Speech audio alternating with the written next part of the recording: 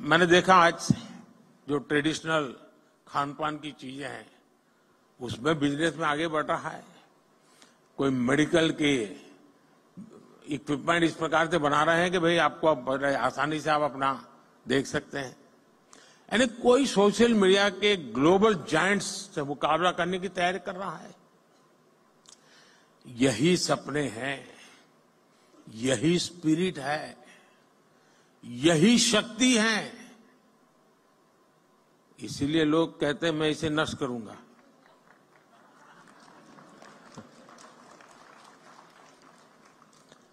एक तरह से मैं कह सकता हूं कि कुछ वर्ष पहले देश ने पॉलिसी प्लेटफॉर्म पर जो स्टार्टअप लॉन्च किया था वो सफलता की नई ऊंचाइयों को छू रहा है। साथियों, स्टार्टअप्स को देश के डिजिटल इंडिया अभियान से जो मदद मिली है, और मैं मानता हूं कि यूनिवर्सिटी ने इसे केस स्टडी के रूप में स्टडी करना चाहिए, वो अपने आप में एक बहुत बड़ा इंस्पिरेशन है। हमारे फिनटेक स्टार्टअप्स को यूपीआई से बहुत बड़ी मदद मिली है। भारत में ऐसे इनोवेटिव प्रोडक्ट्स और सर्विसेज तैयार हुई हैं जिससे देश के हर कोने में डिजिटल सुविधाओं का विस्तार हुआ है। और साथियों, आपको अंदाज नहीं है कि हम जहां हैं, हम रोजमर्रा की जिंदगी है तो हमें पता नहीं चलता है, लेकिन मैं G20 समिट के समय देखता था, हमने यहां एक बूथ लगाया था जहां पर अभी आपके एग्जीबिशन लगाए वहां G20 समिट में, और वहां यूपीआई कैसे काम करता है हम 1-1 हजार रुपया देते थे ताकि उनको ट्रायल रन करने के लिए काम आए। हर एक एम्बेसी अपने टॉप मोस्ट लीडर को वहां ले जाने का आग्रह रखती हुई जरा वहां देखें एक बार। यानी वहां लाइन लगी रही थी बड़े बड़े नेताओं की कि यूपीआई है क्या, काम कैसे करता है, और उनके लिए बड़ा अजूबा था। हमारे यहां गांव में सब्जी वाला भी बड़े आराम से कर लेता है।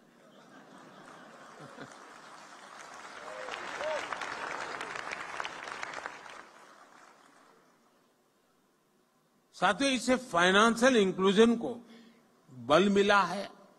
रूरल और अर्बन डिवाइड को देश कम कर पाया है। और दुनिया में शुरू में इसकी चिंता थी, जब डिजिटल प्रोग्रेस होने लगा तो हैव्स एंड हैव नॉट्स वाली थियरी इसके साथ जुड़ गई थी, सोशल डिवाइड की बात हो रही थी।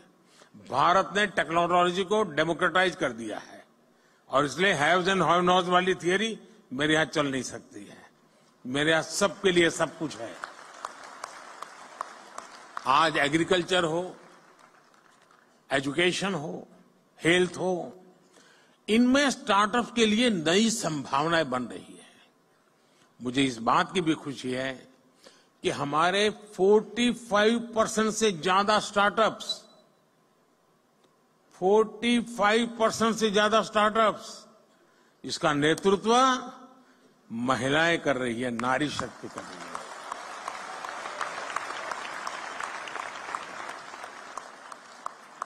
इस ताकत का कोई अंदाज नहीं लगा सकता जी। ये पूरा एडिशनल बेनिफिट है देश को। हमारी बेटियां कटिंग एज इनोवेशन से देश की समृद्धि की तरफ ले जा रही है जी। साथियों, इनोवेशन का एक कल्चर विकसित भारत के निर्माण के लिए नहीं बल्कि पूरी दुनिया के बेहतर भविष्य के लिए भी बहुत जरूरी है। और मैं बहुत जिम्मेवारी के साथ कहता हूं, विश्व के बेहतर भविष्य की बात मैं कर रहा हूं, और मेरी ताकत पर नहीं, आपके सामर्थ्य पर मेरा भरोसा है।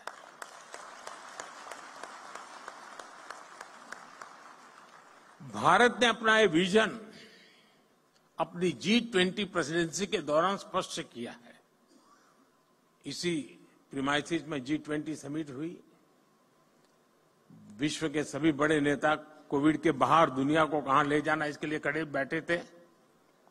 और इसी मंडप पे मेरा देश का यंग माइंड बैठा है जो 2047 तक जाने का रास्ता तय करने वाला है।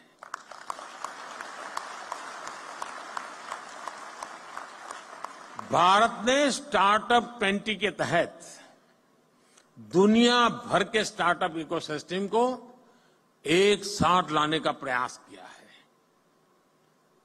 इसी भारत मंडप में G20 के दिल्ली डिक्लेरेशन में पहली बार स्टार्टअप्स को न सिर्फ इंक्लूड किया गया बल्कि उन्हें नेचुरल इंजन ऑफ ग्रोथ भी माना गया। मैं जरूर कहूंगा कि आप G20 का ये डॉक्यूमेंट जरूर देखें आप, यानी किस लेवल पर हम चीज को ले गए हैं। अब हम AI टेक्नोलॉजी से जुड़े एक नए युग में है और आज दुनिया इस बात को मान के चलती है कि AI मतलब इंडिया का अपर हैंड रहने वाला है जी। ये दुनिया मान के चल रही है। अब हमारा काम है मौका नहीं छोड़ना है। और मैं काफी मदद ले रहा हूं ये AI की आजकल, क्योंकि मुझे मालूम है मुझे इलेक्शन कैंपेन में लैंग्वेज की सीमाएं आती है, तो मैं AI की मदद से तमिल में भी मेरी बात पहुंचा रहा हूं, तेलुगु में पहुंचा रहा हूं, उड़िया में पहुंचा रहा हूं।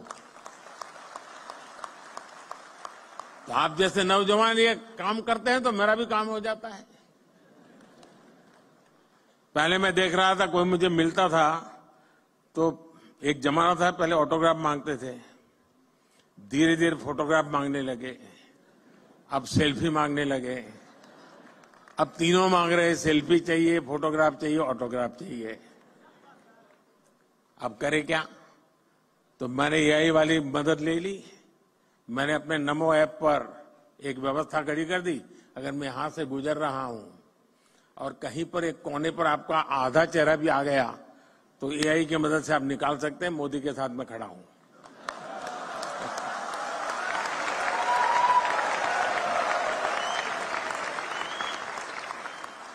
आप लोग नमो ऐप पर जाएंगे तो फोटो बूथ है, वहां से आपको फोटो मिल जाएगी आपकी। जरूर आया होगा, मैं यहां से गुजरा हूं तो।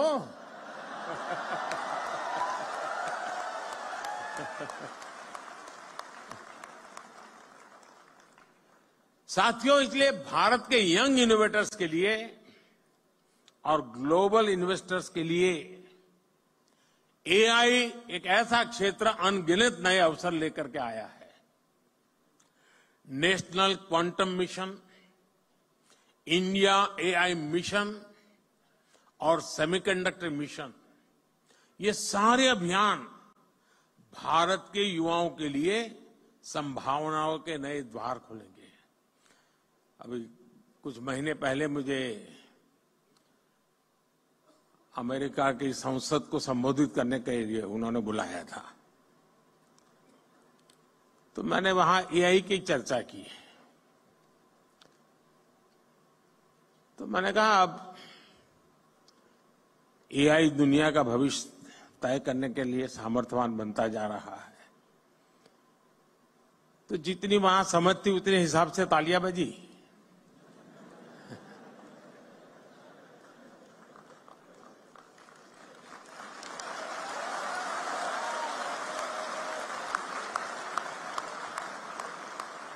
फिर मैंने कहा कि मेरा AI का मतलब है अमेरिका इंडिया।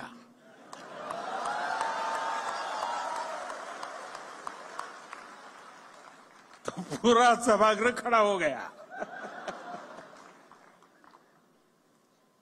साथियों, लेकिन ये तो मैंने वहां पॉलिटिकल संदर्भ में कहा, लेकिन आज मैं जरूर मानता हूं कि AI का सामर्थ्य, इसका नेतृत्व भारत के हाथ में ही रहेगा और रहना भी चाहिए।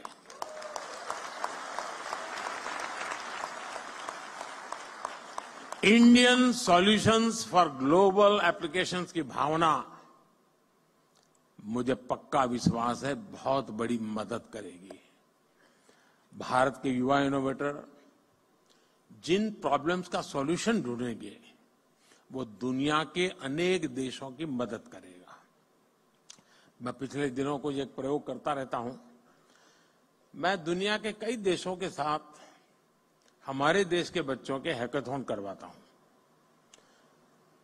30-40 घंटे ये बच्चे ऑनलाइन जुड़ करके हैकाथॉन करते हैं। मिक्स टीम बनती है। जैसे मानो सिंगापुर इंडिया है तो सिंगापुर के बच्चे इंडिया के बच्चे साथ में प्रॉब्लम सॉल्व करते हैं। मैंने देखा है कि भारत के बच्चों के साथ हैकाथॉन करने के लिए दुनिया में बहुत बड़ा आकर्षण पैदा हुआ है। फिर मैं उनको कहता हूं यार तुम जमोगे नहीं उनके साथ? बोले साहब जमेंगे नहीं लेकिन सीखेंगे तो।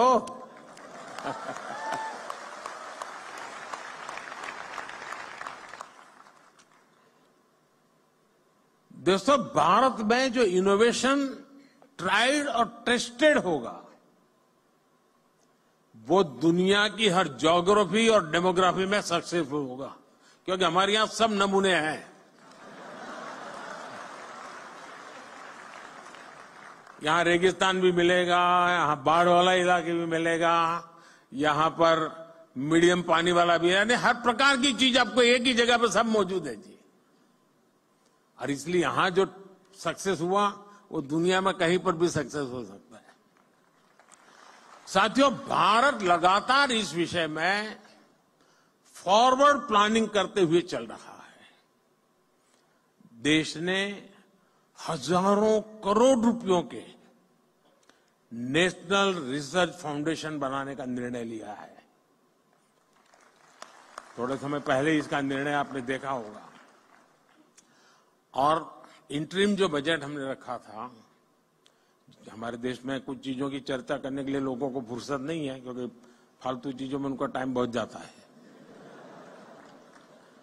इस इंटरिम बजट में, क्योंकि पूरा बजट तो अभी जब मैं दोबारा आऊंगा तब आएगा,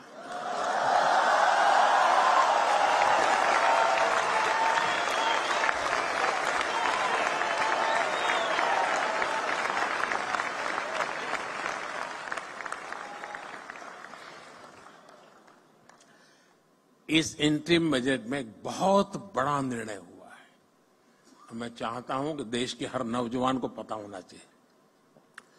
रिसर्च और इनोवेशन के लिए 1 लाख करोड़ रुपए के फंड की घोषणा की गई है।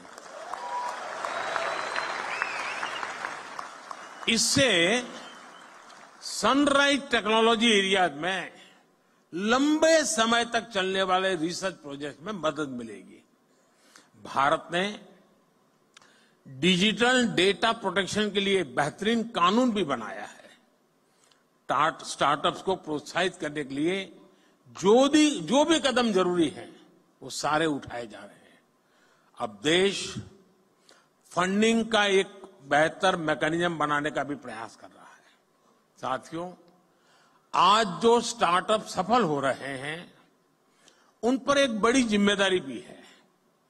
आपको ये तो ध्यान रखना ही है कि आपके आइडिया पर किसी ने भरोसा किया है, तभी आप यहां पहुंचे हैं। इसलिए आपको भी एक नए आइडिया को सपोर्ट करना चाहिए। कोई तो था जिसने आपका हाथ पकड़ा था, आप भी किसी का हाथ पकड़िए। क्या आप किसी एजुकेशनल इंस्टीट्यूट में युवाओं को प्रेरित करने के लिए मेंटर के रूप में जा नहीं सकते? मान लीजिए आपने 10 टिंकरिंग लैब ले ली, जाएंगे उन बच्चों से बातें करेंगे, आपके आइडिया उनके आइडिया चर्चा करेंगे, इंक्यूबेशन सेंटर पर जाएंगे। 1 घंटा दीजिए, आधा घंटा दीजिए, मैं रुपये पैसे देने की बात नहीं कर रहा हूं। देश की नई पीढ़ी से मिलिए दोस्तों, मजा आ जाएगा।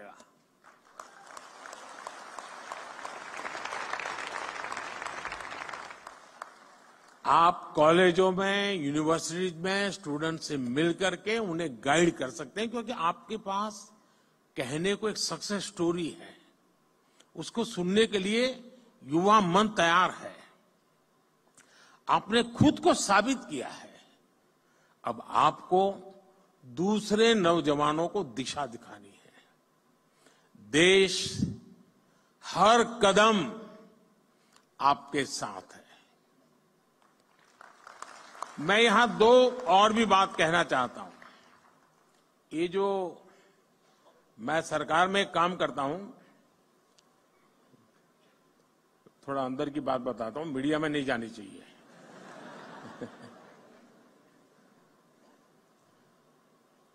मैंने सरकार में एक बार कहा आकर के, नया नया यहां आया था दिल्ली, यहां का कल्चर का ज्यादा पता नहीं था मुझे, बाहर का व्यक्ति था। तो मैंने सरकार से कहा, मैंने कहा ऐसा करो भाई, तुम्हारे यहाँ ऐसे प्रॉब्लम डिपार्टमेंट में जो लंबे समय से अटके पड़े हैं, लटके पड़े हैं, तुम लोग कोशिश कर रहे हो लेकिन सॉल्यूशन नहीं आ रहा है, ऐसे आइडेंटिफाई करो और मैं देश के नौजवानों को एक प्रॉब्लम दूंगा, उनको कहूंगा हैकेथॉन करो और इसका मुझे सॉल्यूशन दो। तो खैर हमारे बाबू लोग तो बहुत बहुत पढ़े लिखे लोग रहते हैं। तो साहब वो कोई जरूरत नहीं, हमारा 20-20 साल का अनुभव। अरे मैंने कहा यार क्या जाता है। शुरू में मुझे बहुत रेजिस्टेंस था, क्योंकि कोई मानने को तैयार नहीं था कि हमारे यहाँ कुछ अटका हुआ है, हमारे यहाँ कुछ लटका हुआ है, हमारे यहाँ रुका हुआ, कोई कहे हमारे सब नहीं साहब सब बहुत बढ़िया चल रहा है। अरे मैंने कहा भाई बढ़िया चल रहा है तो भी तो दो, वैल्यू एडिशन होगा। अच्छा नहीं होगा तो वो देखे करके क्या बढ़िया है, जाने तो ना बाहर। खैर बड़ी मुश्किल से सब डिपार्टमेंट ने मुझे, मैं बहुत पीछे पड़ गया तो निकाल करके दिया कि साहब ये एक समस्या है, ये तो टोटल लगाया तो करीब 400 निकली। अब वो तो शायद मुझे लगता है 0.1% भी नहीं बताया होगा। मैंने देश के नौजवानों का हैकेथॉन किया और उनको समस्याएं दे दी। मैंने कहा इसका सॉल्यूशन लेके आओ। आप हैरान हो जाएंगे जी, इतने बढ़िया सॉल्यूशन दिए उन्होंने, वे आउट दिए उन्होंने, और करीब 70-80% आइडियाज उन बच्चों के सरकार ने एडॉप्ट कर लिए। फिर स्थिति ये बनी कि हमारे डिपार्टमेंट मुझे पूछने लगे, साहब इस साल हैकेथॉन कब होगा, क्योंकि उनको लगा कि भाई ये सॉल्यूशन तो यहीं पर मिलेगा। यानी कहने का तात्पर्य है कि इनके पास जब मिलते हैं बच्चे बैठ